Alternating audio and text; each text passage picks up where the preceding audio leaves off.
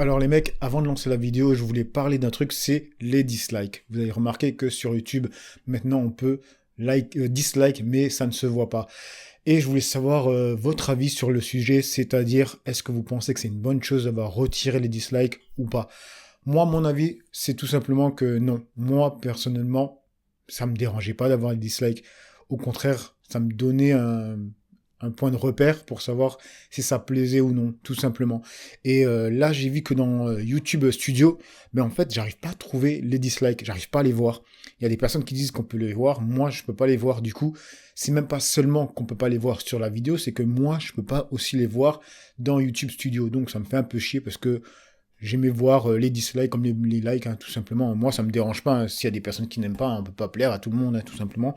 Moi, ce qui me dérange, c'est les insultes gratuites dans les espaces commentaires. Et je pense que YouTube aurait plus dû vraiment focaliser leur taf, on va dire, sur les commentaires qui peuvent être injurieux, racistes, etc., que plus que juste cacher des dislikes.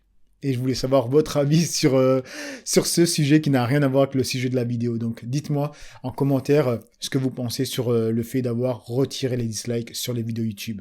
Bref, maintenant je vous laisse avec l'intro et je vous reprends.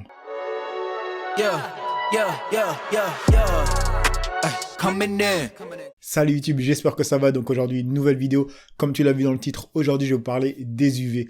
Pourquoi? Tout simplement parce que c'est une chose sur laquelle je vous tanne à chaque fois dans toutes mes vidéos grooming de mettre une crème SPF.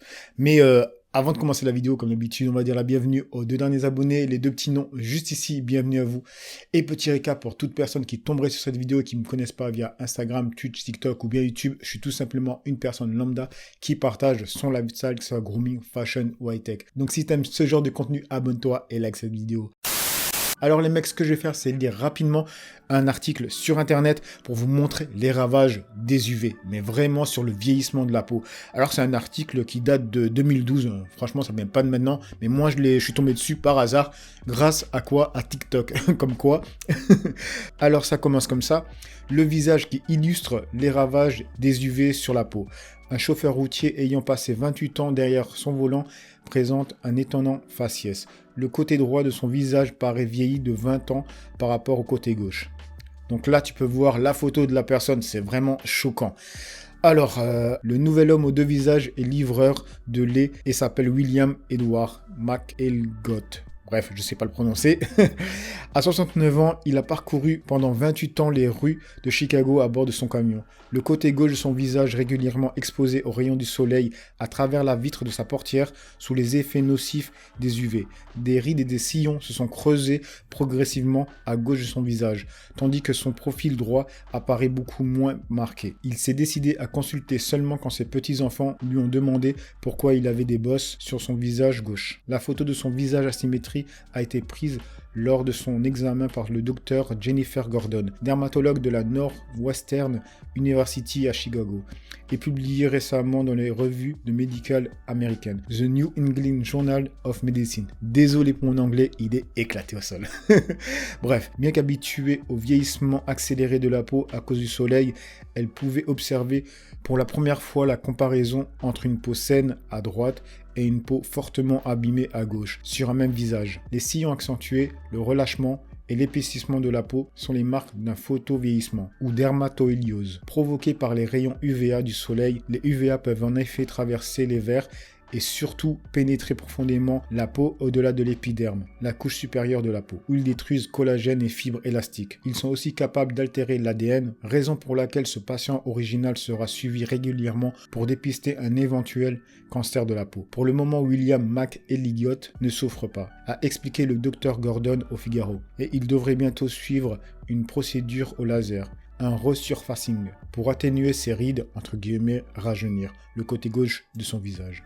Et désormais, il sortira toujours le visage entièrement protégé par une crème solaire. Vous voyez les mecs, crème solaire à double filtre, UVA, UVB, qui reste l'arme la plus efficace contre les photovieillissements.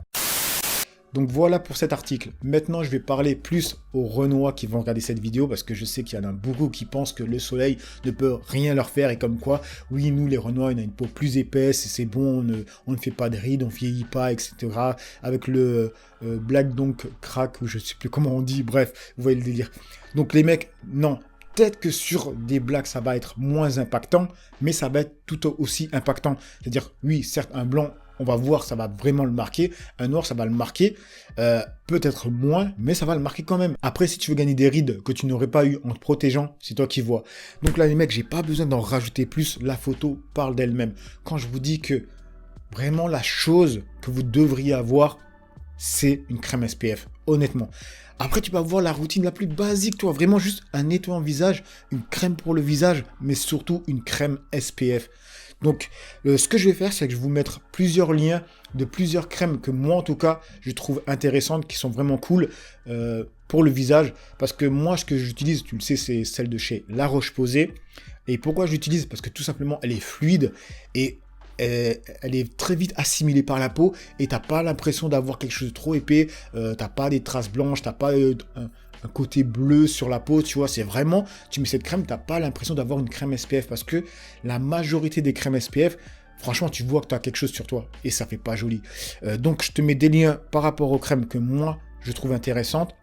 Et sinon, il y a une dernière chose que je voulais dire, c'est... Ah oui, parce qu'on m'avait déjà posé une question comme quoi, est-ce qu'il faut mettre une crème SPF la nuit?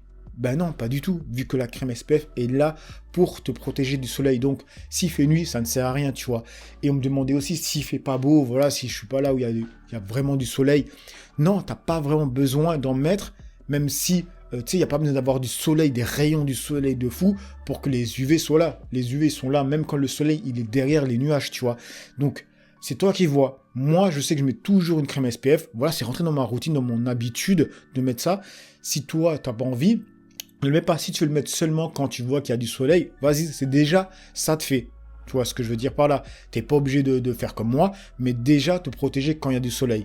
Mais la nuit, ça ne sert à rien, les mecs. Ça sert à rien du tout, ok? Donc voilà ce que je voulais vous dire. Et aussi pour ceux qui trouvent que c'est contraignant de mettre une crème pour le visage et ensuite mettre une crème SPF, je te mets le lien d'une crème SPF qui fait crème pour le visage. Ça, c'est nickel. Franchement, de chez La Roche-Posay, c'est nickel. Donc voilà les mecs, la vidéo n'a pas besoin de durer plus longtemps que ça. C'était pour vous montrer que j'avais raison. Et faire une piqûre de rappel sur ce sujet qui est vraiment important pour votre peau.